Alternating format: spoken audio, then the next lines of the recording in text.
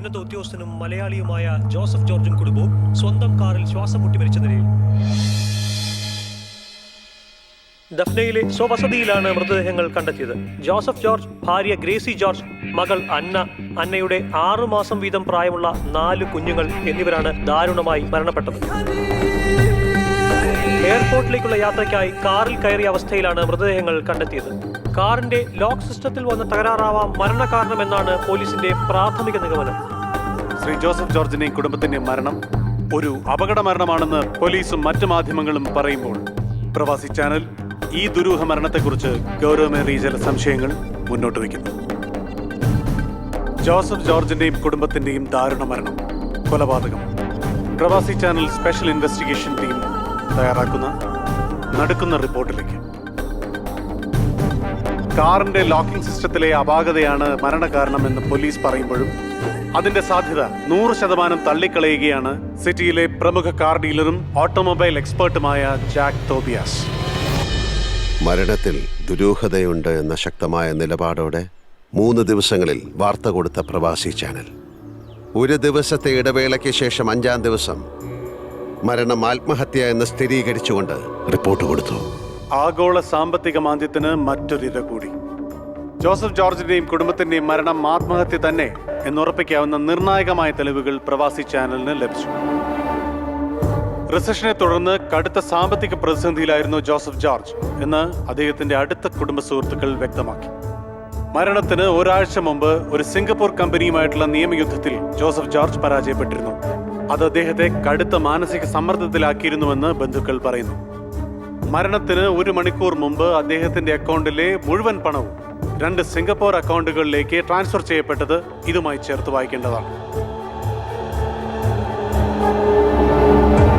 അവിടെ ആ നിമിഷം മൂടിവെച്ച സത്യത്തിലേക്കുള്ള വാതിൽ എന്റെ മുന്നിൽ തുറന്നു കിട്ടി.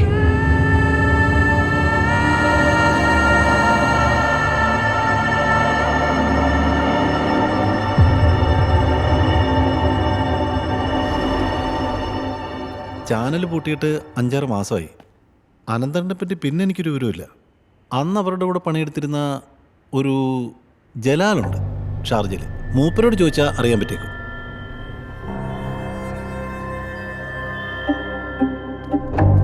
അനന്തൻ പിന്നെ നാട്ടിലേക്ക് പോയി. ഞങ്ങൾ തമ്മിൽ അങ്ങനെ ഫ്രീക്വന്റ് കോണ്ടാക്ട് ഒന്നും ഉണ്ടായിട്ടില്ല. അഡ്രസ്സും ഫോൺ നമ്പറും ഒക്കെ മാറിയിട്ടുമുണ്ട്. ഈ ജോസഫ് ജോർജിന്റെ മരണവാർത്ത വന്നുകൊണ്ടിരിക്കുന്ന കാലത്ത് ജോയ്ച്ചൻ പുറമറ്റം എന്നെ ഒന്ന് വിളിച്ചിരുന്നു.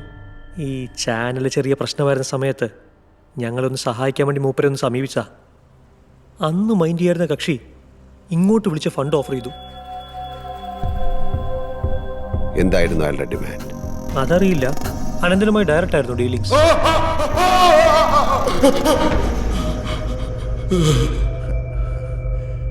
ഇവിടെ ഇവന്റ് മാനേജ്മെന്റ് സ്ഥാപനം നടത്തിയിരുന്ന റീനു കുരുവിള എൻ്റെ ഫ്രണ്ടാ. റിസഷൻ വന്നപ്പോൾ അവർക്ക് കുറച്ച് അടിയൊക്കെ കിട്ടി. നാട്ടിലേക്ക് പോവുകയും ചെയ്തു. ജോസഫ് ജോർജിന്റെ വാർത്തകൾ വന്നുകൊണ്ടിരിക്കുമ്പോൾ നാട്ടിൽ നിന്ന് റീനു വിളിച്ചു. ഇച്ചായനെ ആ അനന്തരാമനല്ലേ, അയാളുടെ നാമം നടച്ചേരണം. കാശ് എത്രയാ വേണ്ടേന്ന് വെച്ചാ ഞാൻ അങ്ങ് എത്തിക്കാം.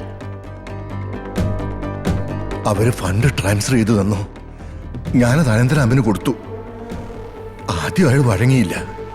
പിന്നെ ചാനലിന്റെ അവസ്ഥ അത്രയ്ക്ക് മോശമായിരുന്നല്ലോ. രണ്ടാമത് ഇങ്ങോട്ട് വിളിച്ച് ഓക്കെ പറയുകയായിരുന്നു. വാർത്ത മാറ്റി കൊടുക്കുകയും ചെയ്തു. റീനു കുരുവിള ഇപ്പൊ അവിടെ ഉണ്ട്, കൊച്ചിയില്.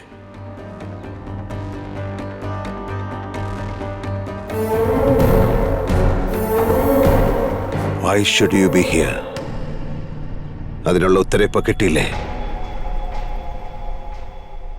എനിക്ക് ഞാൻ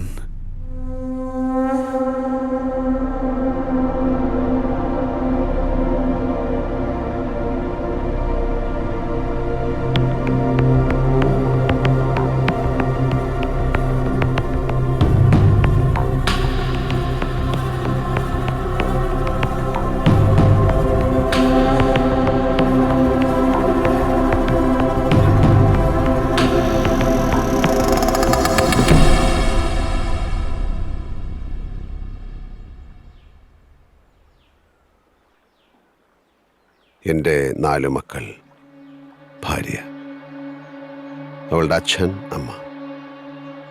എല്ലാവർക്കും നല്ലത് വരണം എന്ന് മാത്രം പ്രാർത്ഥിച്ച ഒരു കുടുംബം. എങ്ങനെയാണ് അവരെ എനിക്ക് നഷ്ടപ്പെട്ടത്? നിന്റെ നാവുകൊണ്ട് എനിക്കത് കേൾക്കണം.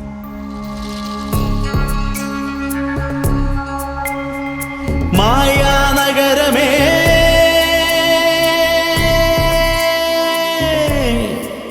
മണൽ കടലിനഴകേ,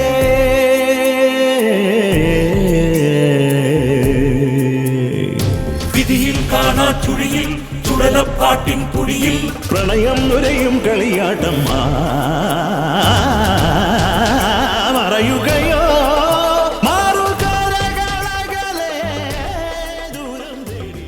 വേദനയും അപമാനവും കൊണ്ട് വെന്തുരുകിയ രാത്രികൾ, പകലുകൾ, ആത്മഹത്യയല്ലാതെ മറ്റൊരു വഴിയും മുമ്പിലില്ലെന്നുറപ്പിച്ച ദിവസങ്ങൾ.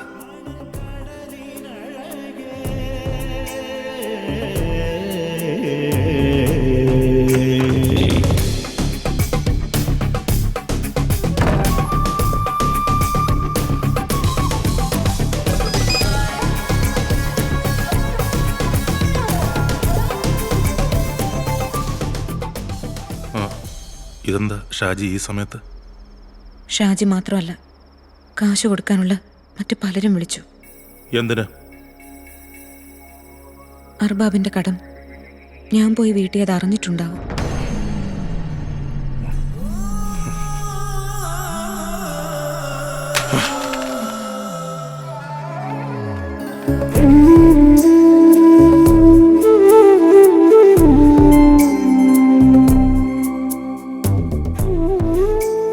ആ സമയത്താണ് രഘുവേട്ടൻ ജോസഫ് സാറിനെ എംബസിയിൽ വെച്ച് കണ്ട കാര്യം പറയുന്നത്.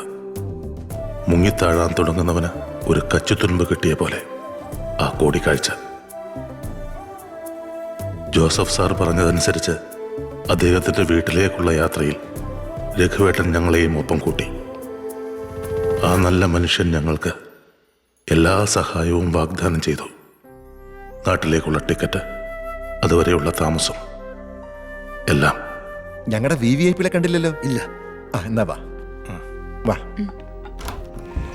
ഓ ഇല്ലടാ, ഓ ഇല്ല. അയ്യോ, നിങ്ങക്ക് ശല്യം ഉണ്ടാന്ന് കരുതിയാ ഞാൻ വാതിലടച്ചത്. വരൂ വരൂ. ഓ